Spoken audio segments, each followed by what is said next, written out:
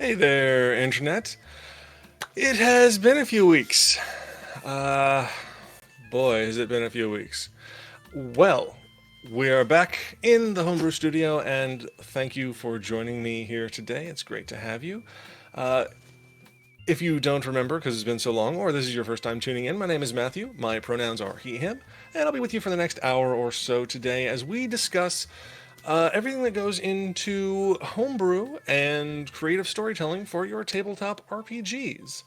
Now, for today, I wanted to do something a little different. Most video so far has been based around Dungeons and Dragons 5th edition, just because that is far and away the most popular system on the market right now, and it's one that I'm very familiar with, so I'm very comfortable working in it. We're going to move away from that today because I wanted to do something a little different. And so instead, we're going to be talking about a game that probably most of you, if not all of you, have never heard of, but it's a game I have had a lot of fun playing with my friends.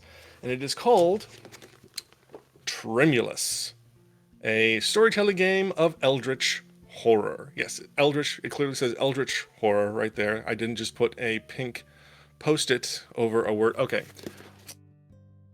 Top. The actual name of this game, as given to it by the author, is Tremulus, a storytelling game of Lovecraftian horror. And I don't think I need at this point to say this, but I will happily reiterate that H.P. Lovecraft was an utter shitbag.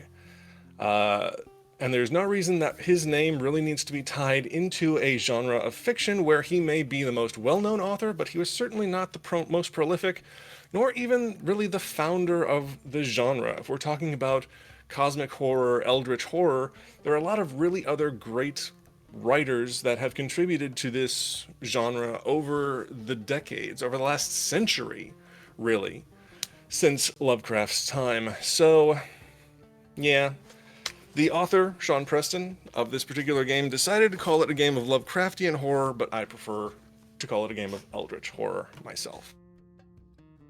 Not in any way relate directly to the writings of H.P. Lovecraft, which is another reason why I think this title is a little bit of a misnomer.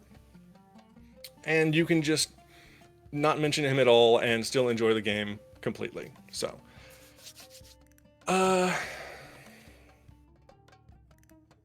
into the studio. So, if you don't know the story of H.P. Lovecraft, I'll be very quick about this. H.P. Lovecraft was, many things, many of them unfortunate. He was a horrific racist, a xenophobe, a misogynist, and, yeah, he is one that is better just sort of removed from the genre. And a lot of authors in the genre have been making a move to pull away from associating his name specifically with horror, and I'm all for it, which is why,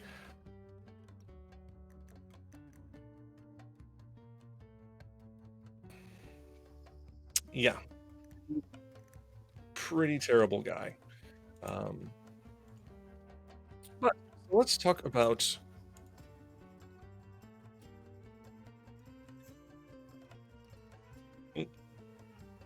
Sorry, just had some technical hiccups. But let's talk about trim. Now, if you are, oh my goodness, 1 second. Sorry, folks.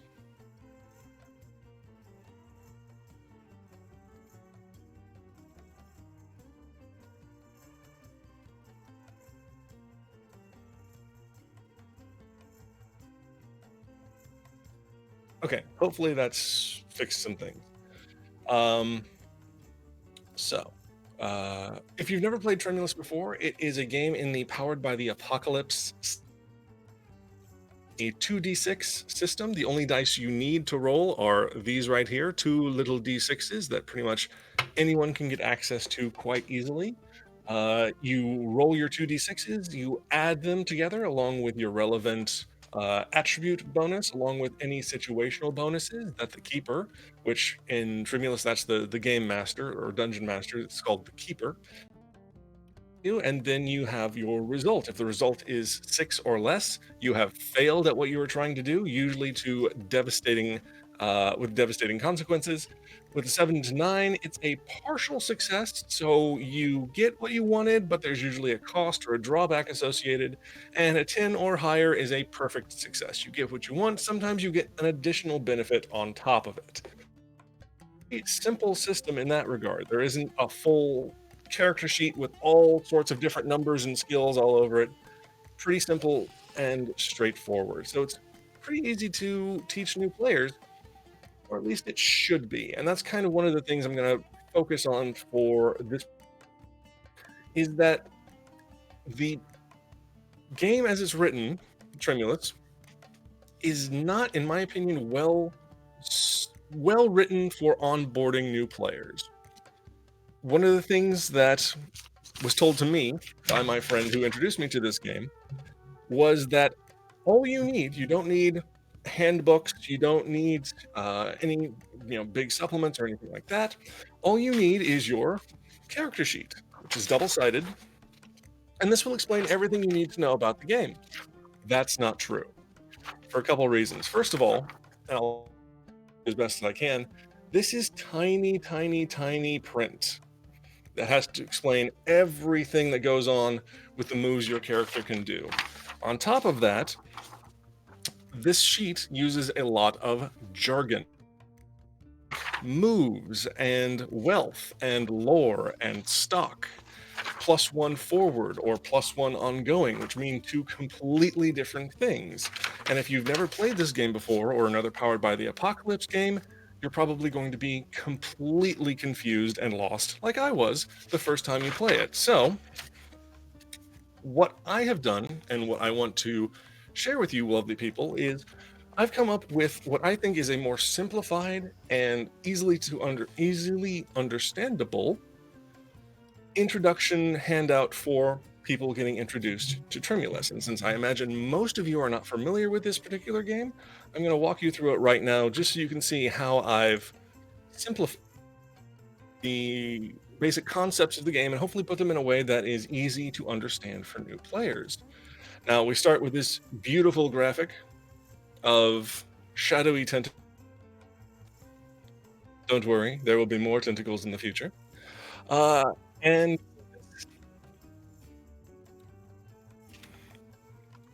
one second.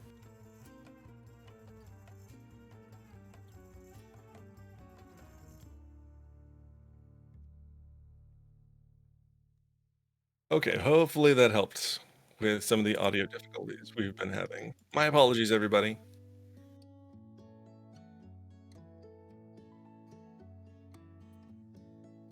So, here we have our handout that explains the basic premises of the game. So, the first thing you need to know is the roles. There are really only two roles in this game. There are the players and the keeper. They're characters that they will be using. Each character has unique attributes and abilities, which are called moves. So anytime you hear somebody talking about a move in the game, it's talking about an ability that you can use. And they are just going to role play those characters through the keeper is, as I said, basically the dungeon master or game master for this particular game. They introduce the scenarios and NPCs that the player characters interact with. When it comes to actually playing the game, Tremulus is very narrative focused. So you will be entering into a scene that the keeper introduces for you, and the keeper will introduce any opportunities or dangers for the players to interact with, and then the keeper asks, "What do you want to do?" And from there, it is completely free form for the players to do whatever they like. One of the things, again, I don't like so much about this particular character sheet is it puts so much emphasis. Half of this page and half of this page are all about the moves in the game, which makes you think, oh, I'm limited to these specific moves. These are the specific things that I can do. No, you can do anything. It's a free-form role-playing experience. Anything you think your character might do, just describe yourself doing it. And then, if something you do relates to a move, the keeper chimes in and says, aha, hang on for a second. What you're describing there, that sounds like a move to me. Make a roll. And then the outcome of that roll determines how the scene develops and how things change or don't change or how they move forward in the story. I've got a little example here in this nice little text box of the keeper describing the interior of a train car. It smells It is poorly lit and smells strongly of lamp oil. You hear the voice of Mr. Peters muffled as it calls out for help, and you can just make out a heap of debris off to one side. Player jumps in at this point. What I should have the keeper ask, "What do you do?" Because that's the key phrase that says, "Players, it's your turn to act."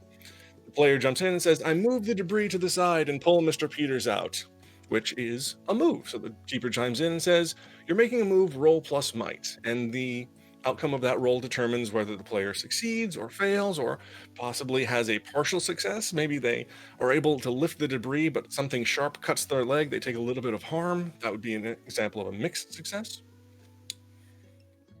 And that leads us into making moves in the game.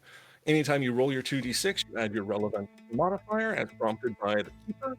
And as I explained before, 10 or plus, fantastic. You succeed, there's no cost, you get some sort of benefit for your action. On a 7 to 9, mixed success or partial success. You get what you want, but there's a cost or a choice involved. And that's at the keeper's discretion to come up with what that cost or choice might be. And then 6 or less, utter failure. You do not succeed at what you want, and the keeper gets to do something nasty to you in exchange.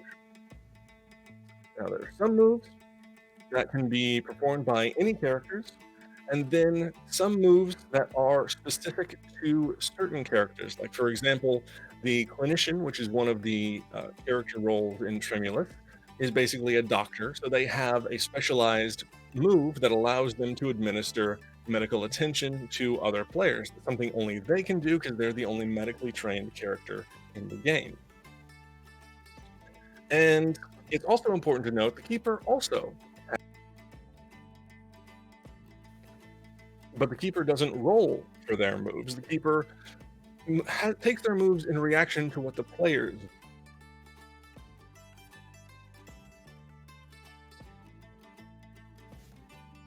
based on random rolls or chance. If something happens in the game where the characters, usually it's a result of the characters flubbing a roll, the keeper then gets to make a move in response. So when you roll your dice, you add your relevant attribute, and the attributes are listed here. There's reason, which is the measure of your intellectual strength or education. It lends itself to puzzle solving or staying cool in a very tense situation. You have passion, which is the measure of your emotional strength and insight. It lends itself to reading people and reading situations, discerning if there's anything dangerous about. Might is the measure of one's physical strength and hardiness. It lends itself to heavy labor or violence. Luck is the measure of your resilience and good fortune.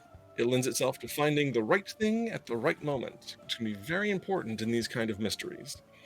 And finally, affinity is the measure of your charisma or persuasiveness, and it lends itself to bending people to your aid. Every character starts with a score in each of these 5 attributes. The score will range between -1 and +2 generally, so some of your skills you'll be quite good at, some you'll just have a 0 and be neutral, and usually 1 or 2 you'll have a negative in, which means you're a little weaker when it comes to that particular attribute.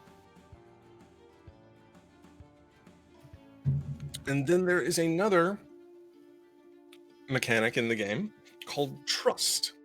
Trust specifically affects characters try to help or hinder one another.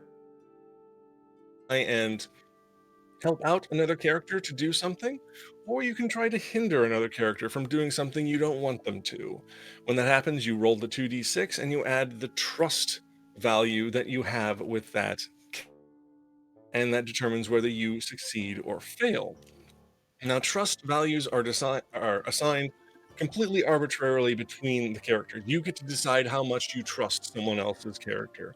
And these values can change over the course of the game based on help or hinder rolls or based on actions that happen within the game. If you're level of trust with someone goes up or down.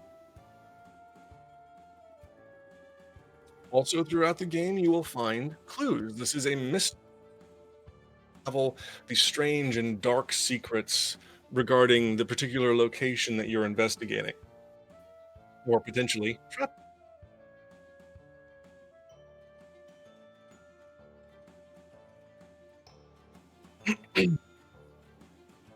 Sorry. Uh, how's that? Is that better? Are we still? 1 second, folks.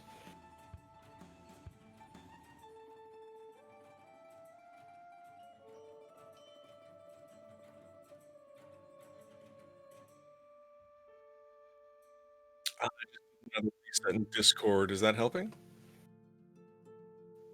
I reset Discord again. Did that help? Okay, awesome. Sorry, just some technical behind the scenes problems, folks. I'm not sure what's going on with our audio today. But as I was saying about clues, over the course of gameplay, as you are exploring the location you're in, trying to discern the strange mysteries and hidden secrets around you, you will uncover clues. And whenever you find one, you gain a +1, so to the next roll you make to follow up on that clue. Then you have a special resource called lore in the game. Now, lore is used to power unique lore moves that each character has. Unique lore move that they can use over the course of gameplay. Typically, you gain lore by acquiring otherworldly knowledge or coming into contact with the supernatural or preternatural.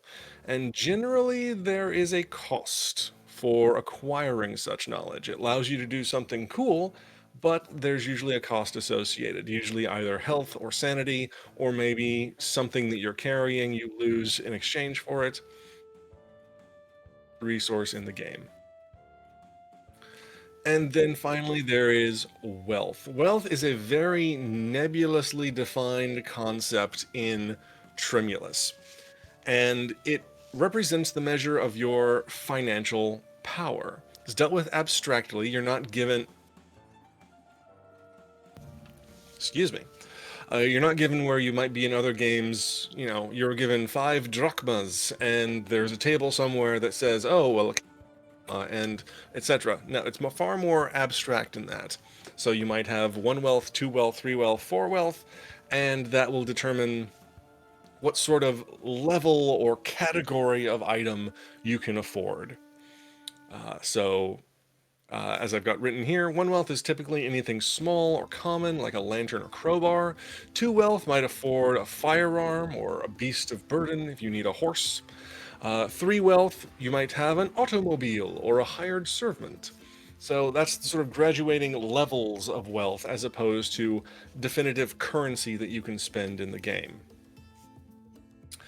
And then finally, health and sanity. This is what determines how long your character stays in the game and how well they function. Being a game very much based in Eldritch horror, sanity, but as you come into contact with otherworldly, strange, inexplicable magics and creatures, your mind will suffer as a consequence. So sanity is something you have to be conscious of. So as you come across hazards within the game, they will affect your physical and mental well-being. You start at 0 harm for your physical and mental stats, and each time you take harm, it goes up by 1.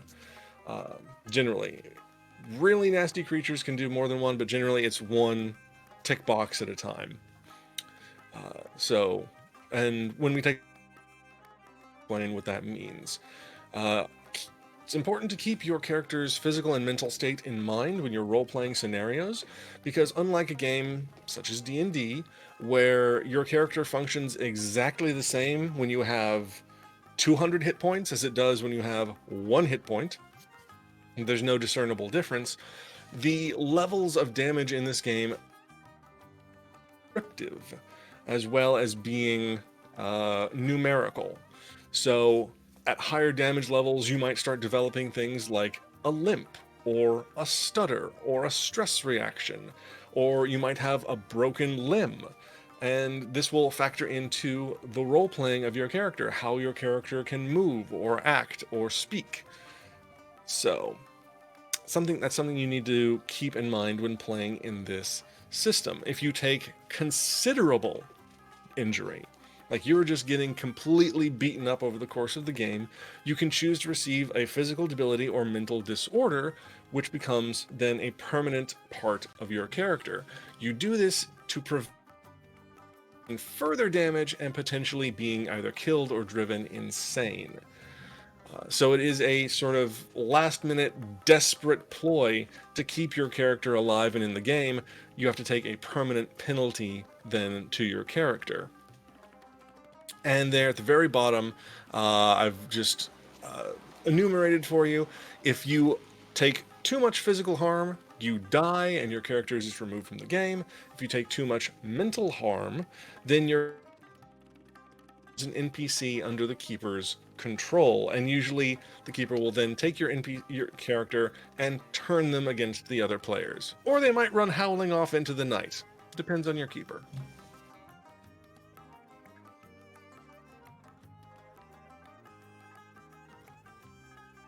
So, when it comes to taking all of that and applying it to the game, there are a number of roles, which are also called, what's the term they use?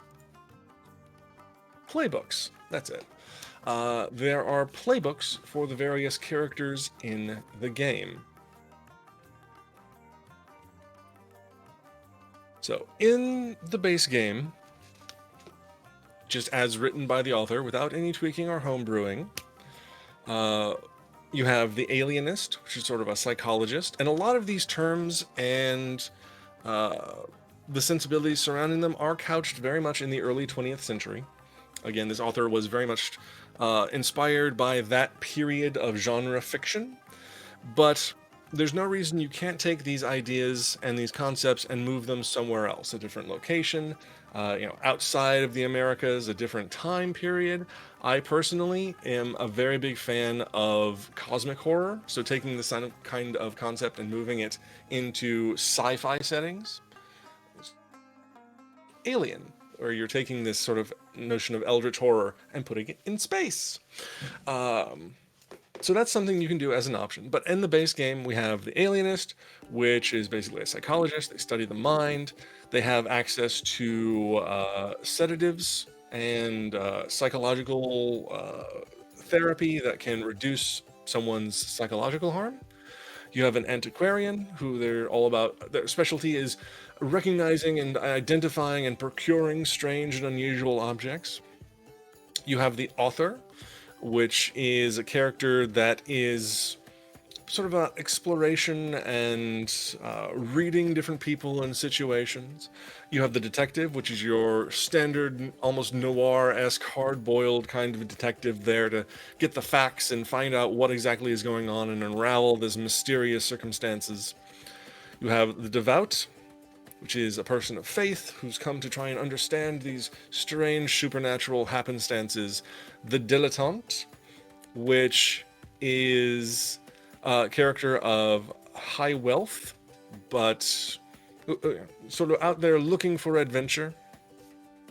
You have the doctor, who is a character that's trained to treat physical injuries that the other characters might encounter. You have an heir, who's another sort of answer to the... basically, the heir and the dilettante are the same character. They're just different genders, which we don't need to go into that too much. You can consider them the same character because they function exactly the same in game. The journalist, who is an investigator. They just, I think, are kind of like the detective, but not armed, is maybe the difference. The professor, who's another high about analysis and trying to understand what's the strange things going on. And finally, the salesman, a peddler, huckster, and a smooth-talking trader who's basically there to procure any items that might need to be at hand at a given moment.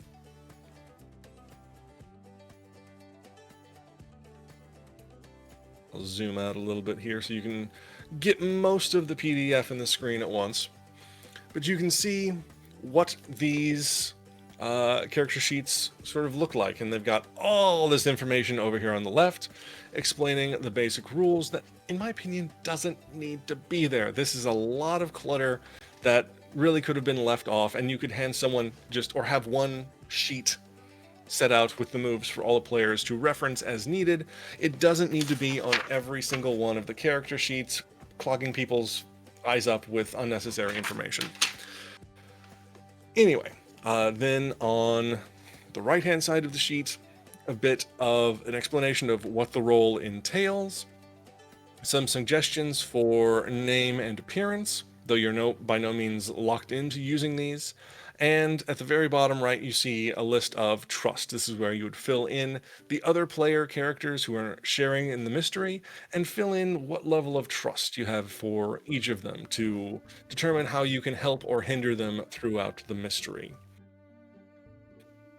On the second page, or the back side of the player sheet, see I have here, you have your various attributes: reason, passion, might, luck, and affinity, and pre-generated sets of stats that are supposed to be fairly balanced.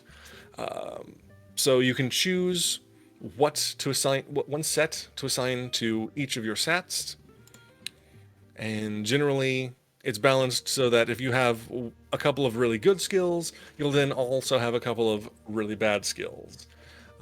If you're sort of even pegging, then you're not particularly good or great at anything, but you're not particularly bad at anything either.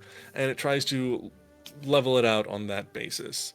Then you have a place to put where your lore and wealth amounts might be.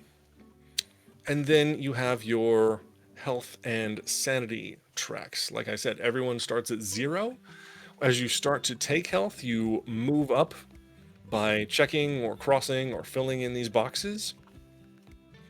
So if you just take 1 damage, you're scuffed. It's nothing major.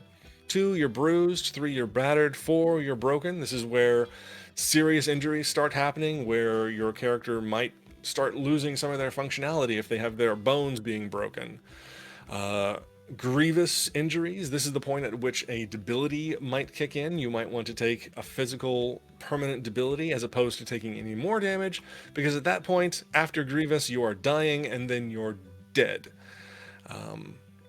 And there's a little note, very tiny text down here at the bottom left, though this is actually important and should be in larger text, I feel, regarding damage and how it can heal. Basically, a 1 or 2, if you're scuffed or bruised, or startled or shocked for that matter, it will heal over time as you sort of rest and just allow your body to go through its natural healing cycles. It will get rid of itself. If you're at a 3, you need treatment to get rid of it. A 4 or a 5 is going to get worse on its own over time. And a 6 needs immediate attention, or kaputsi. And then you have special moves. Each character has an options for particular moves that you can choose. Generally, you get to choose 2 or 3 moves that only your character will have, and they're different based on your character sheet. They're custom tailored to each role. And that means that there can be a little bit of variety between playthroughs, is that not necessarily everyone who plays the Alienist is going to take the same special moves, so they're not going to have all of the same abilities. And then, of course, you have your lore move, which you can spend your lore points on, and some gear to start with. And that's the basics of the character sheet. So that's it as far as the player side of the game, basically. And we're about halfway through the runtime, so that's great, because now we're going to address the other half of the game, which is the keeper-facing side of it. Now, Tremulus has quite an extensive bit of its playbook, and I'll let you see this again to appreciate just how thick it is, dedicated to helping create scenarios and create mysteries for their players. In fact, it even comes with a play setting already as part of the book called Ebon Eves, a creepy little town to call your own. And this gives you all kinds of suggestions and setups and scenarios, almost pre-generated, not entirely pre-generated, but at least the basis to start generating mysteries for your players. And the way it starts is with a, pull it up over here.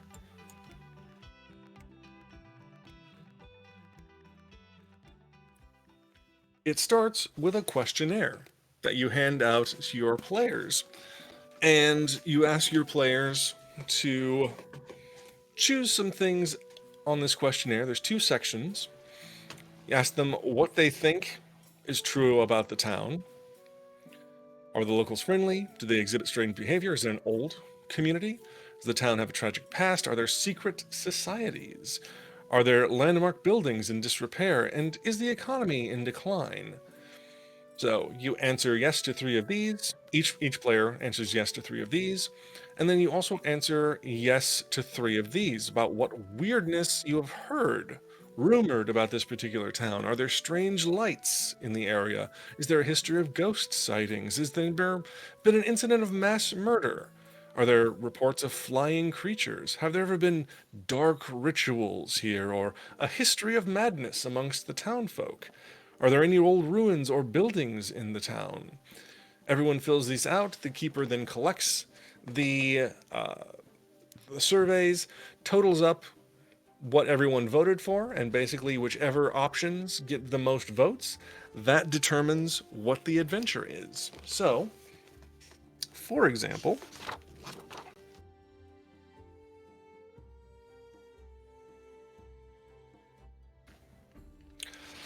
let's just say that for our first part of the questionnaire here, what you think to be real, the most popular choices from the players were just the first 3, A, B, C. In that case, you get this setup for your adventure. Ebon Eves may have been a destination once upon a time, but that time has passed.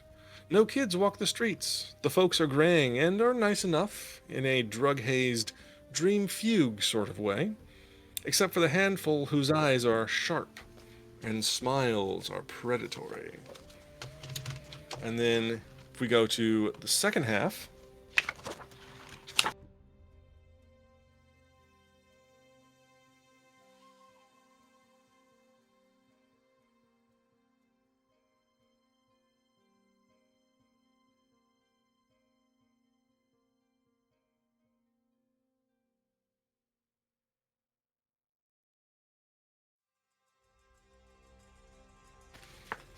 when it comes to town lore, these are the notes for the keeper. What I just read you were the notes for the players to give them an idea of the setting and scenario.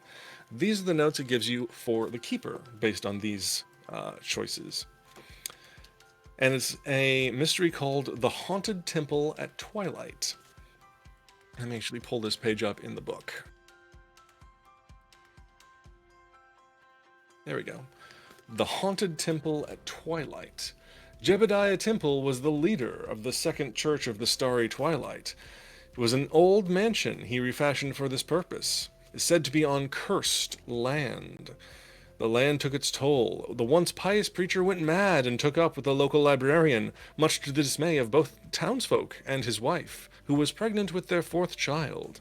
He began to traffic with dark forces, and this pushed his wife over the edge. When Jebediah's evil ways were revealed, it was discovered nearly half the town was under his influence. So the remainder took rifle, shotgun, and axe to cleanse the town once and for all. The temple house has become a place of great power and great evil, soaked in blood and black sorcery.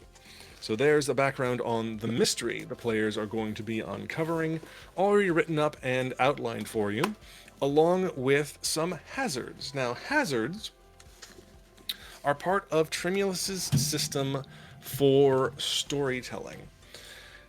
And let me see here, which page was that on? It was one. Nope.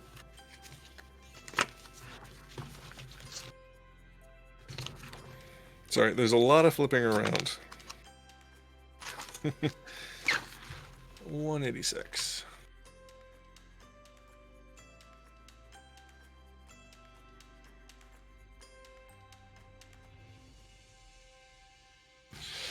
So, for creating a mystery for your players, Tremulus uses a system called frameworks.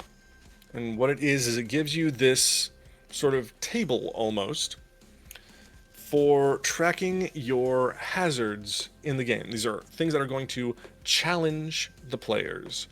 So if, for example,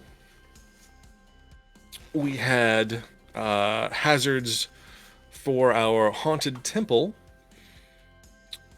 we have the temple house being one of the hazards, and surviving remnants of the original cult, or entities drawn to the psychic pain and suffering of the temple house. You would track them in the hazard track here, and what you would do is basically set up a loose outline of how the game would proceed. Now, you're by no means bound to this outline. It's just ideas for you as the keeper to jot down so you understand how things are going to progress over time. And as the players get involved in the mystery and start uncovering things and start interfering with the plans or the natural processes of the various threats and hazards in the game, you might have to cross out and change or edit some of the things along your track because they will shift in the course of gameplay. But this gives you a general framework to start building the mystery off of. So, for example, our hazards down here, this is for a different mystery, but if one of the hazards is the mayor, and the mayor wants to enact some kind of dark ritual, you can see the mayor leaving the library, the mayor ordering strange stuff, then the mayor receiving said strange stuff, and then finally the mayor using strange stuff to enact their ritual. This is the natural progression of how things will play out unless the players come in and interfere. The other side of that being the creatures of the woods. And usually you'll see this in Tremulus. The way they have it set up is there will be two different tracks of hazards going on at the same time for any given mystery. You don't have to do it that way if you're playing a keeper. You can just leave it on one specific track, but they have it set up so that there's two tracks happening simultaneously. The other, and this one being creatures in the woods, dark, mysterious creatures. And it starts off with them just slaughtering deer. Then hunters start seeing them. Then hunters start being killed. The creatures raid a house, perhaps on the outskirts of town closest to the woods, and kill someone. Then the creatures steal an item of power from the mayor, tying into the other track. And then finally, the creatures gather en masse to destroy the town. Again, this is a general framework of how things will play out unless the players step in and stop things or avert disaster. And then at the very top of the framework, you can see there is a tragic end. And this is the bad thing that's going to happen unless the players stop it. You can have this be your starting point for creating a mystery, or just the end point after you come to the natural conclusion along your tracks of what's the worst thing that could happen. In this case, it's the mayor performing no match for the creatures in the woods that rampage through the town, burning it. Game over, everyone dies, Dave. And then you have underneath that questions that are the unknown, that represent mysteries within the mystery. How powerful is the mayor? Does he know the dark ritual already? What exactly are the creatures in the woods? What are their powers? These are left unanswered, at the start of the game at least, and you may come across answers through gameplay, just emergent narrative bits through the course of gameplay, or you might never come across answers for them. Horror mysteries like this, not everything gets explained sometimes, and that's part of what makes it so creepy, is that no one really has an answer to all of these questions. And You can see there, they have the 2 tracks laid out: Lurking Evil and Darkness Grows. But yeah, those are just fancy terms for saying look down at the table. And the ultimate theme here is revenge for this particular story. The mayor wants revenge for something, or the creatures want revenge for something. Revenge is the theme that we are building on to tell this particular tale. So,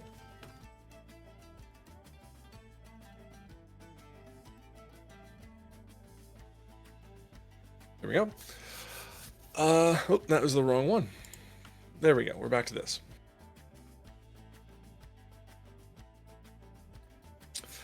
So that is a quick overview of Tremulus. The one last thing I wanted to touch on when it comes to resources for keepers in telling tales is the way it deals with generating enemies or monsters or creatures or creepy crawlies.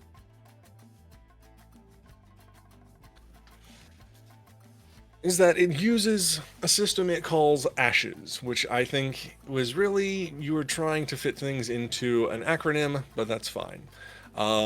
Ashes being armor, how much harm it ignores, and harm, again, being the system of damage within the game. If you have a weapon that does, say, like maybe a baseball bat, is a weapon that will do 1 harm. Well, if you have an enemy with 1 armor, guess what? That bat ain't doing anything, because that armor is going to ignore the harm caused to it.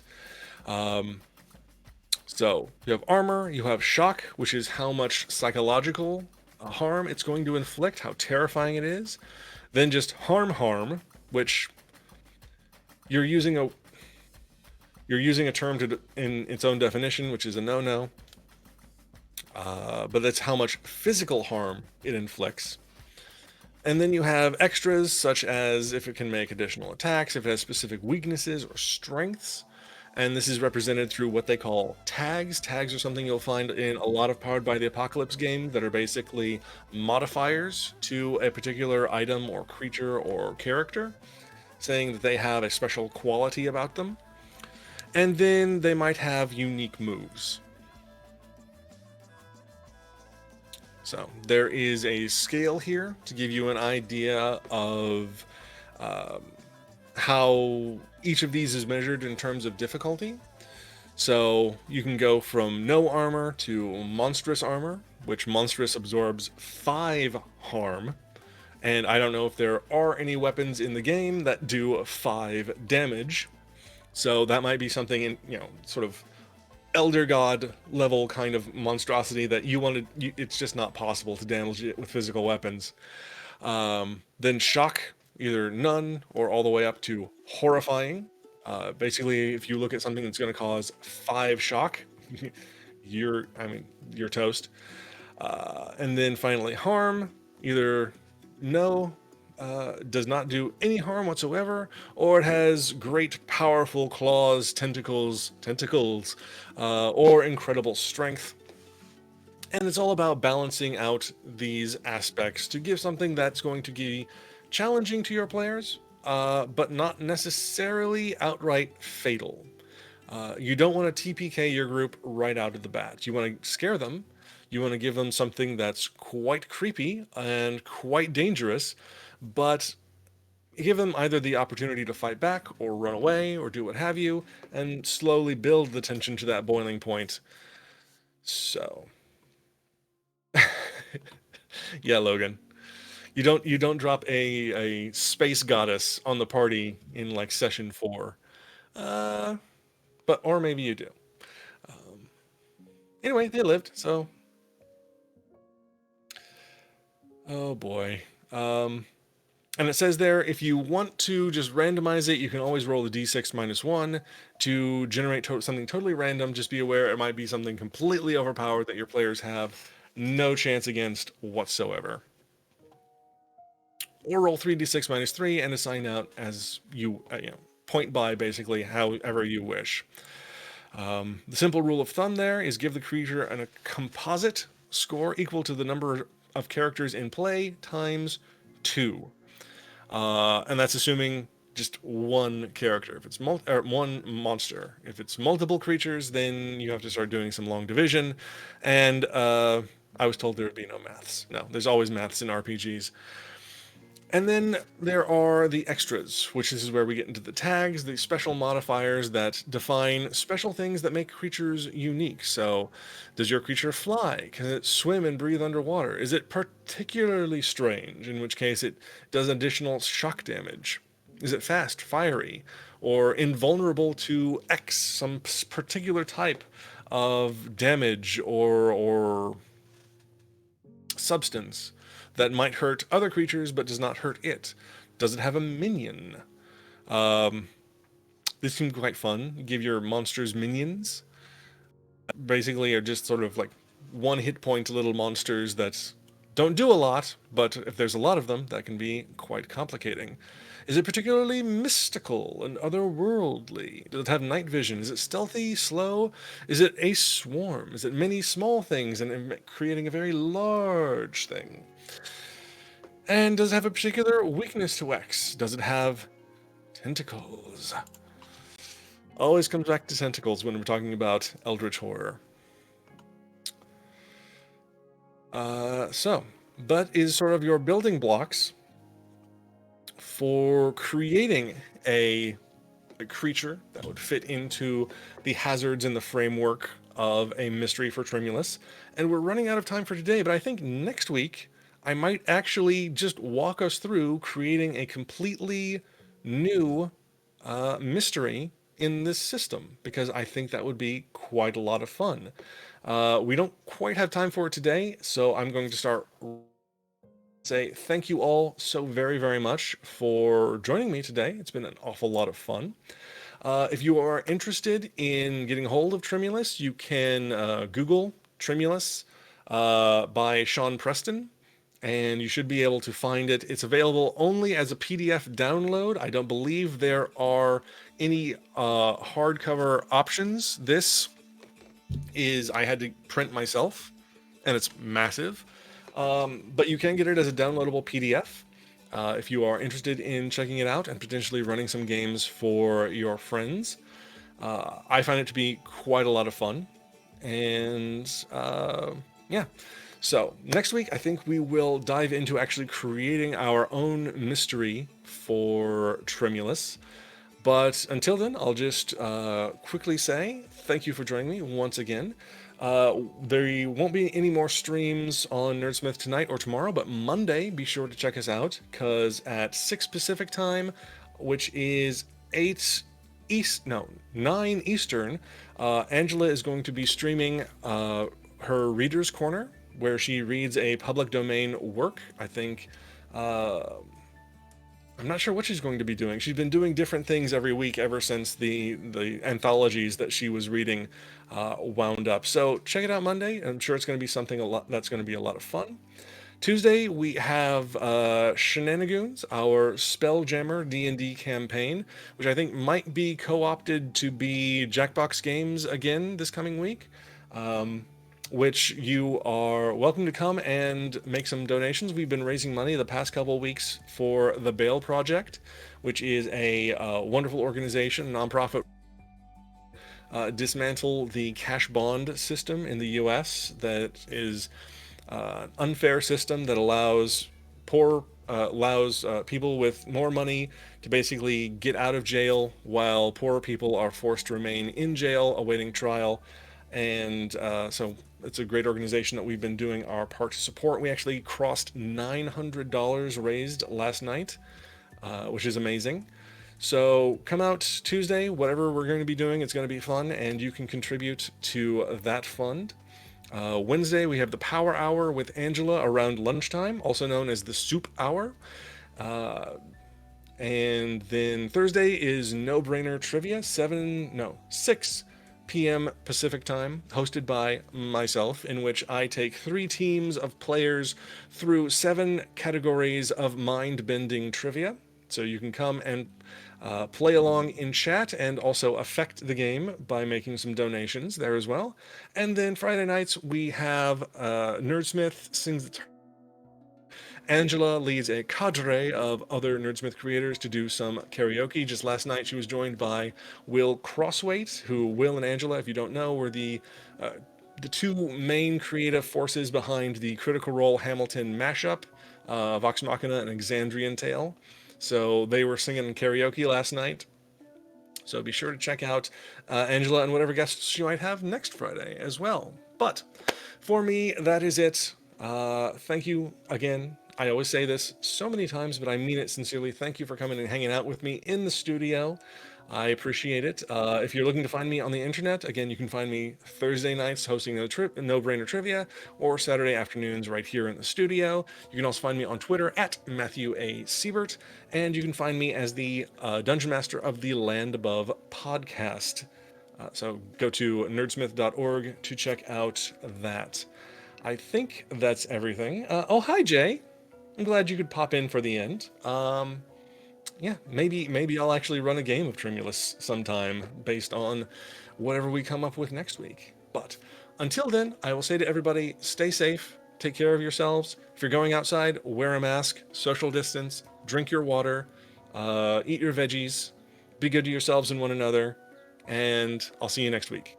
Bye, everybody.